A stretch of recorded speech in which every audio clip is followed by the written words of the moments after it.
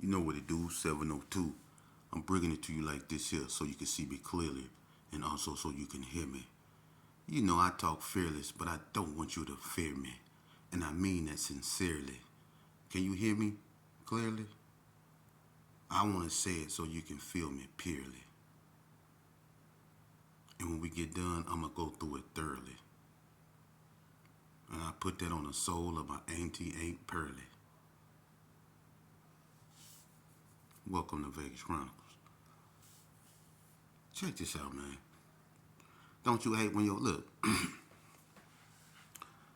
One thing I hate, and I hate to use the phrase hate, but I hate when people where you come from get so envious that they walking around like this, like you really did something to them. I don't get it, and I don't care. You know what I mean? My whole life, you know, I was look, dude. When I was a little kid, what we can all agree upon is I was a nuisance. I was horrible. I was horrible. Y'all know it. When I was a little kid, I stuck pistols. Look, I'm gonna tell y'all about an incident. People think I forgot. Watch this. I remember it was me and Vernon. Y'all remember Vernon and Greg, BG and Lil Spicy? They went to San Bernardino and became PPHGs, Pimp Player Hustler Gangsta Crips. But they always came back to the set. That's Pam, them people, Psycho, them family. They grew up in the Gershon, but they went out there. So did Shiki, Tadog, Taurus, brothers. Shiki went out there to San Bernardino, but they came back and forth. But on this day, me and Vernon together, a little spicy. It's like 12 o'clock at night. We got a 357, and he got a Chrome 38. He remember this? And we was walking over there by Lil Jessie, them sister house. See, Gwen, Keyshawn, Leslie, Shelly, all of them used to hang together when we was little kids. You know what I'm saying? Street Frog. You know what I'm saying? All of them. Tamika. I don't think she like people to call her Street Frog. That's a cold name, not Street Frog. I don't think she want people to call her Street Frog, so he won't call her Street Frog. But Tamika, all of them, they used to hang out. But anyway, they'd tell you, I used to be crazy when I was a little kid. I had a fuse. It was quick. You can't say nothing to me. And I remember one day we was walking by Gwen and them house, and they stayed right there on the corner. And I think it was Gwen, Shelly. I don't know if it was Keyshawn or Leslie. It was one of them. But it was like, they was all together on the porch, and me and Vernon was walking by, and I think Gwen said something like, you know what I'm saying, here comes Sheepdog, y'all. Ugh. See, you know what I'm saying? Said something like, trying to be funny. And I was like, what you say? And she was like, they started giggling, like, and I'm like, called them BITCH, and I was like, woo, woo. And they was like, you ain't gonna do shit to me, you know what I'm saying? And we got to going back and forth, but they ain't know I had that thing. To make a long story short, I ended up tripping out. I ended up pulling out a pistol. I asked him. I pulled out a pistol and I ended up pointing at all of them. I said, I kill you, and BITCH. I'll blow your motherfucker head. I ended up pointing a pistol at all of them. That's how sick in the head I was. I'm not glorifying that. I'm just showing you how bad I was. But I can only think and imagine what they went through as young women having something like that happen to them. That was traumatic on them too. But that's how I grew up. I had a quick fuse. See, what people didn't know is that what made me the way I was I was consuming PCP in the 80s, man. Before everybody even thought about it. Before it left the block. And the irony of it is, I when I grew up 3 doors down from the Sherm house. Raymond and Al Williams bought the Sherm to Herbie Gershon in the 70s. And that's what made Herbie Gershon the hub of, drugs and violence and, everything that was just uncivilized. My daddy used to take me over to Raymond and Al Williamson house to get sherm. And I remember my father took, they used to have a dude named Chester standing out there with a shotgun. And I remember my father took that shotgun from Chester and busted over his head. Y'all remember that? It's this a legendary story. He took that shotgun, busted over Chester's head, and whooped him under a cot. You know what I'm saying? Behind that water. That Sherm was serious. And when I like in '88 and '89 when I started smoking it, I didn't know that it was having the effect that it was having. When Brad go to jail, I was on that Sherm, cause when he was out, he didn't tolerate that. One thing about Brad, it's two things he didn't tolerate: motherfuckers smoking Sherm, and if you didn't have no pistol, it wasn't no need for you to hang around him. If you couldn't go get no pistol, he didn't see no reason why y'all should hang out. Cause that's what he was on. So if to hang out with Bread, you needed a pistol. If you ain't had no pistol, you weren't hanging out with Bread. I promise you, you wasn't. If Bread was walking around and he had that thing on him, best believe everybody that he was with had that thing on him. And anybody that know Cornbread know that if he had that pistol on him, everybody that he was around had that pistol on him. If you ain't had no pistol, you ain't had no business being up around him. I grew up around him, so I know. But when I got on that water, I started doing some of the most shadiest stuff. Look, I remember Vegas Chronicles. I remember this one incident, this like in '89. Me and Big Nice was together, right? Damon Douglas, you know what I'm saying? And he got into it with this cat named Billy from San Bernardino. And he was from IE Mob, this high yellow fat dude. Y'all remember Billy from IE Mob? The fat boy had the finger waves, light skin that used to ride a lick. I think it was like a brownish Lincoln. Fat yellow dude had the he sell a lot of dope up in the brownies. His name was Billy. He was light skinned from IE Mob. But him and Big Nice got into it, and I guess he pulled a pistol on Big Nice. So Big Nice come swoop me up, you know what I'm saying? And we fly up there, you know what I'm saying? And I'm like, what's happening? He like, man, this punk ass nigga pull a pistol on me, man. I just want to sheep. Hey, sheep. And then Big Nice was like, hey, sheep. I just want you to just watch my back. I just want you to draw down on the nigga, man. Make sure he don't pull nothing on me. I just want to knock him out, sheep. I just want to knock him out. And Big Nice, the way he was looking at me when he was driving, he wasn't even looking at the way he was going. He had the steering wheel and he was looking at me like this. I just want to knock him out, sheep. So just hold that thing, go to man. I just want to knock him out. Big Nice got hands. He got hands. He was heavy handed. He hit you, you going to sleep. For real. He hit you, you going to sleep.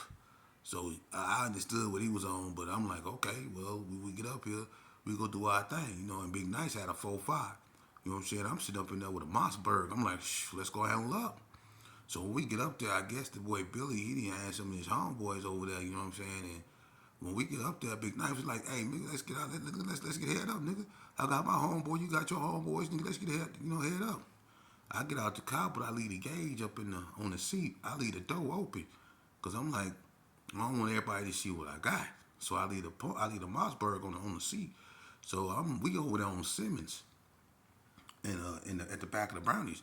And by back then where them horses and shit used to be, it was at it was at the end of the Brownies back then. It's totally different now, but back then it was horse stables and stuff and shit up over there. It was like the last part of the Brownies. But anyway, we over there in that part, right? They're in the parking lot area. And Big Nice is like, nigga, bring your bitch ass in the street, nigga. I'm gonna knock you out, nigga. Get in the street, right? So I'm like, Nice, don't go up over there because I don't know what the other dudes had. So, old boy, he like, man, I don't want to fight you, dude. Go on, I already told you, dude, I don't want to fight you, nigga. So Nice was like, nigga, I'm cursing, nigga, I'm gonna knock you out. And then the dude said, fuck cursing. Nice was like, nigga, oh my mama, nigga, I'm finna knock you out. He really made Nice mad when he said F. Gershon, you know what I'm saying? And I ain't gonna lie, he kind of made me mad too, because when he said that, I dipped off and went and grabbed that thing. And I dipped back low, like around the car. And when Nice was sitting there talking, I just came from behind Nice, man, and I let that thing go. Boom, and I ran up over there now. It was a girl back there named Angela. And I don't know if you remember this, but she used to always talk about this. You remember when when I ran, you stayed back there, and you was coming out your house. You was eating something off a spoon. I don't know what the hell it was, but it was something you had on a spoon. You was coming out the house. Remember, I had that sawed off, and I was running towards you. I was letting that motherfucker sing, boom, boom, boom, and I chased them dudes in the house, and I stood in front of the doorway, and I let off like three more in front of the doorway, boom, boom. Nice got a 4-5. He ain't even bust though. You know what I'm saying? So I jump back up in the car. We dip off. We murr. I'm looking at Nice like, nigga, why you ain't dumb? You know what I'm saying? But, you know what I'm saying? It is what it is. Nice, I'm going to keep it real with you. Nice a bust because the night Big Nice, he lost his life in 1993 at Chances Are. Um, he was actually in a shootout with he was fighting the Valley Views up there, and he got in a shootout with him. And as he was getting in the shootout, Metro pulled up. He didn't see him. He was busting. And Metro rolled up behind him, and they ended up shooting Big Nice in the back and killing him. And that's when the councilwoman Yvonne Akin Gates' house got shot up, and all that, and they got Chances Are, shut down. Big Nice got killed by Officer Burns. You know what I'm saying? Back in '93, but he came and got me, and I shot up the back of the brownies. You know what I mean? But that water, it that's what it had me. It had me like quick to do stuff like that. And I mean, I'm gonna keep it real. Um, I remember me, Lil Bread, Duck House. I think it was me, Lil Bread, Duck House, Chill, and I don't know if it was somebody else, but I know it was us for sure. It was me, Lil Bread, Chill, Duck House, and I think it was somebody else with us. I don't know if it was Bip, but I think it was somebody else with us.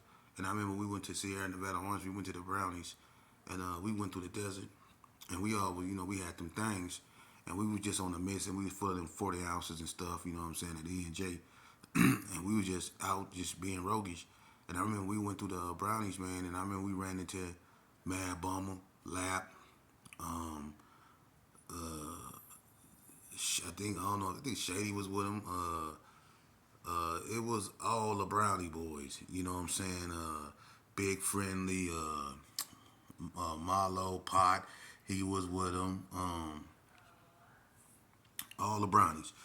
They all up there with brown khaki suits on. Mad Bummer, yeah, all of them. It was a Brownie boy thing. Even the ones that turned back Gershon, they was all browned up.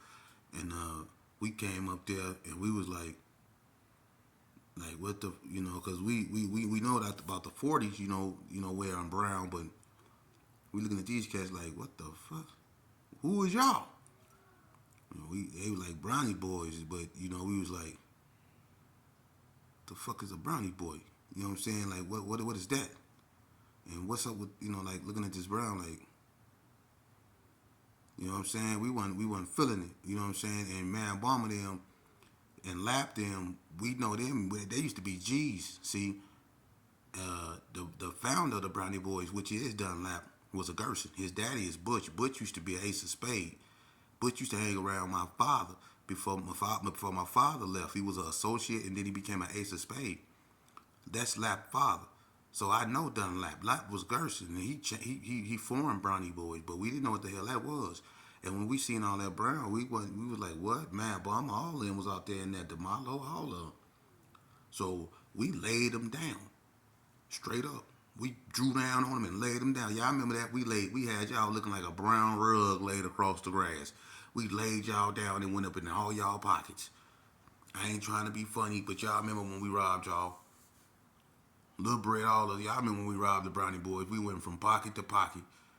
You know what I'm saying? Just like when Mad Bummer set up, remember, Mad Bummer set up tall ass Rashid, and me and Duck House robbed Rashid, and his girl tried to fire on Rashid on Duck, and I elbowed Rashid girl Tammy and knocked her out, and we went up in Rashid, ripped his pockets off right up over there. Y'all remember that? And Rashid caught Man Bomber ass about 3 days later and choked the shit out of his ass up out there in the street.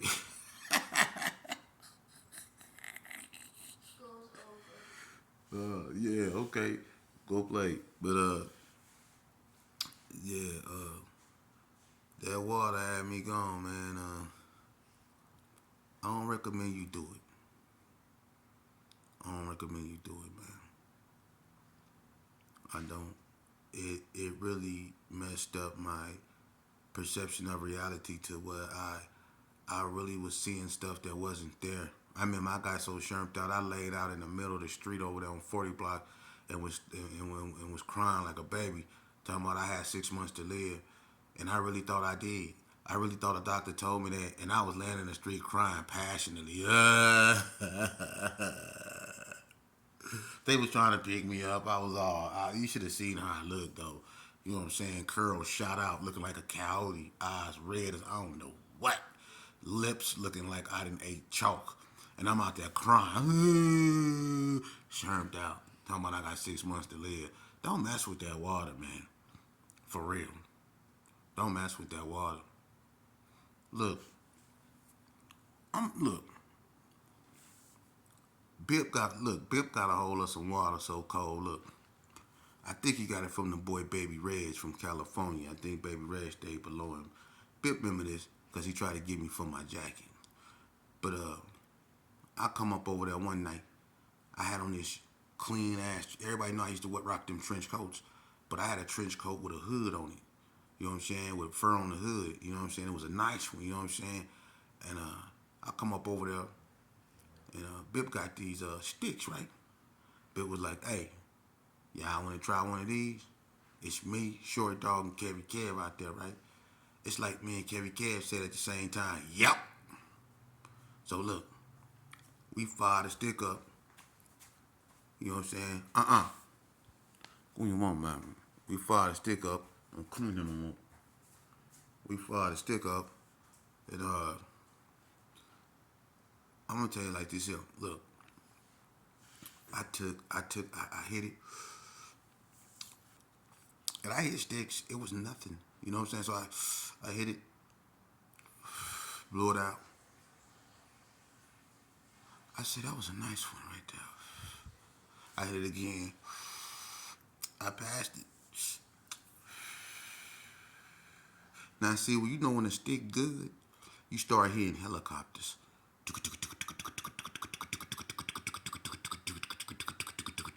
Look, I'm hearing. It was one of them flaming ons. So look, I'm already instantly looking at them like, who the hell? What is that?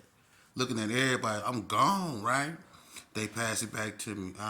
I'm barely there, but I got just enough coherency to hit it again. So look, I get it.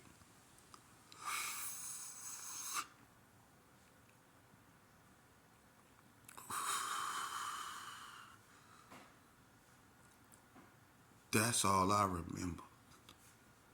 Look, I was so gone. Kevy Kev picked me up like a baby and started rocking me. He started rocking me, talking about, y'all remember that? He picked me up and started rocking me like a baby. He was rocking me. And I was just laying there letting him do it. He was rocking me. Look, we was wet. So look, I started taking off my trench coat and everything. I started getting stripping. You already know when you got that John Wayne, you start sweeping. I started coming up out of everything, came up out the trench, came up out my belt, look, and then I took off running. Right? They say I get to the desert. Look, I get to the desert from the desert from crossing over from the street from Carry Arms to the desert. Look, I get to the desert. I'm shermed out. I'm in the desert. I didn't start rolling. I rolled through the desert. Look, I rolled through that whole desert. Just rolled. I rolled through that desert, cut my elbows up, cut my face up, cut everything. I rolled through sticker bushes. I rolled through the whole desert. I don't know how I made it home. All I know is I ended up in the brownies at my Auntie Gail house on the porch, and I felt like I was on fire. And I was in the doorway Accident I came home and I looked at like a tan rag. Yeah, you remember when I came to the door and my hair and everything was all muddy and dirty and I was tan as a mother. I rolled through the desert, man. Like when they take you to stop, drop, and roll, I stopped, dropped, and I just kept rolling. I was rolling, rolling, ooh, rolling on the river. Look, I rolled through the whole goddamn desert. Don't mess with that water, man. Do not mess with that sherm. Do not mess with that sherm. Hey, look, I'm gonna give you one more. I ain't playing. I was, I was on the block. I was over there messing with Rusty, right? And his grandma sold hot tamales. So I went over there and I got me some hot tamales and about two sticks. You know what I'm saying? And while my hot tamale was waiting, uh, I was waiting to get my hot tamales. I sat on that little bench. Remember they used to have that little bench right there in the front of Rusty the Mouse?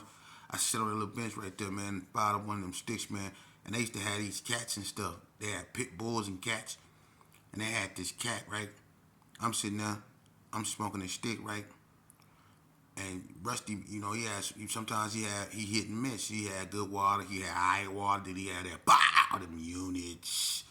So on this night he had one of them one hitter quitters, you know what I mean? So I fired up.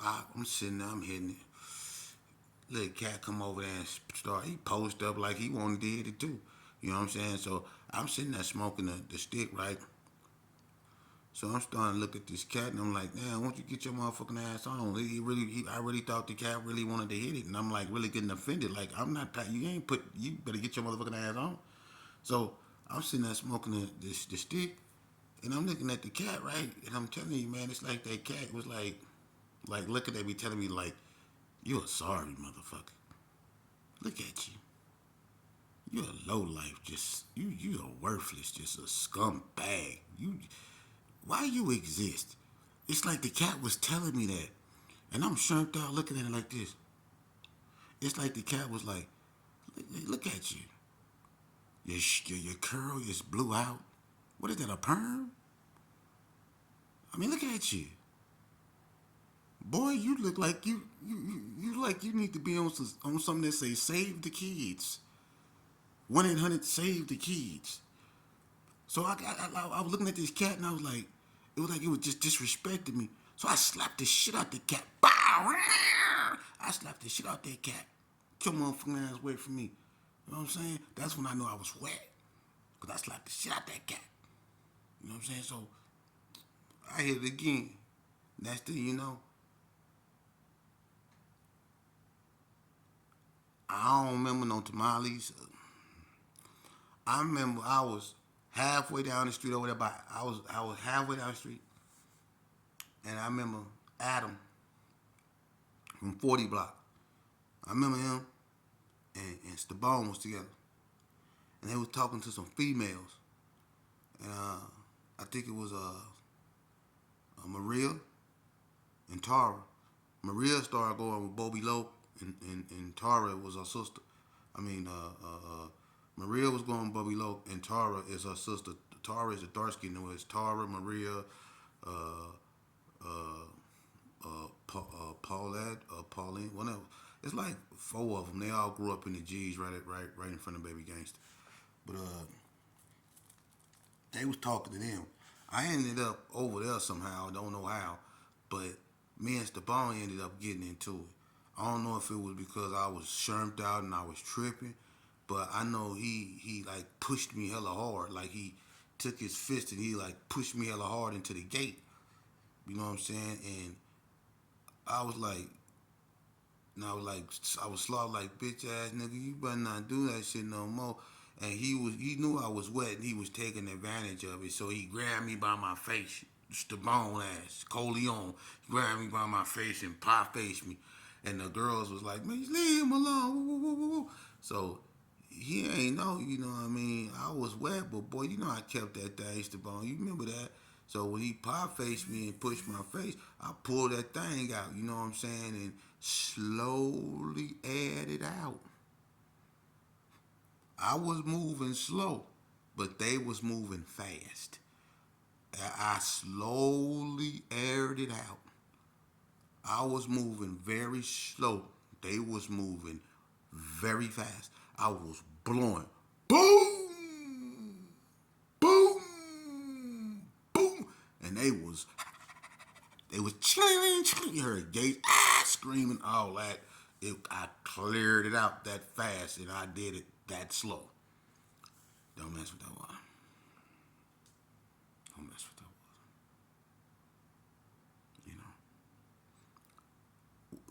You know, being me and being a son of my father is in itself a blessing and a curse. Because I got not just front row seats to this game, but at the same time, I also got the hatred, for that. It's people that hate me because of who I am. It's not because I lie. It's not because I'm putting tens on twos, big sixes, and nothing like that, man. It's because when you got a reputation and when when you just different, people hate you for that. You know what I'm saying? They hate you for what they're not, and to be focused on that, it would be my ultimate hindrance. And I understand, you know what I'm saying? But that's not my journey. You know what I'm saying? My journey ain't to make people feel nothing other than, you know what I'm saying, validated in a way that they can stand up on their own, you know what I'm saying, and reclaim individuality. That's what it's about, man. Reclaiming your individuality and